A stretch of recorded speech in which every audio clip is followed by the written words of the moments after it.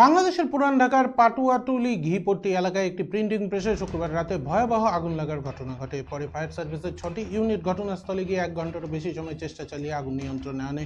অগ্নিকাণ্ডে কোনো হতাহতের খবর পাওয়া যায়নি, তবে ওই প্রেসের 4তলা ভবনের দ্বিতীয় তলায় আগুনের সূত্রপাত বলে প্রাথমিকভাবে জেনেছে ফায়ার সার্ভিস। অগ্নিকাণ্ডের ঘটনায় ফায়ার সার্ভিসের একটি তদন্ত কমিটি গঠন করা হয় এবং এসব তথ্য জানিয়েছেন ফায়ার সার্ভিসের মিডিয়া সেলের কর্মকর্তা মোহাম্মদ আনোয়ারুল ইসলাম।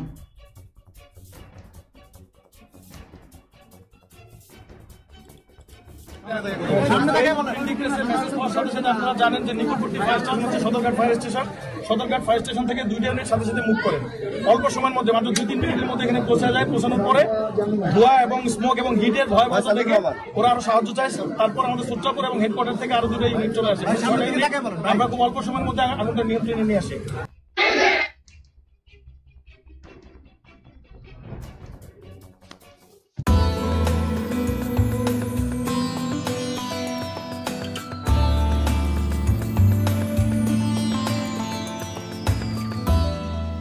চিত্তরঞ্জন মোবাইল ধামাকা অফার। প্রতিটি মোবাইল ফোন কেনাকাটায় থাকছে নিশ্চিত উপহার, আপ টু 80% ডিসকাউন্ট এবং এক্সচেঞ্জ অফার। যে কোনো পুরনো মোবাইলের পরিবর্তে নিয়ে যান নতুন মোবাইল।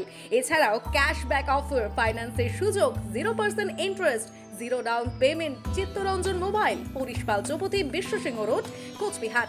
মোবাইল 9064027735।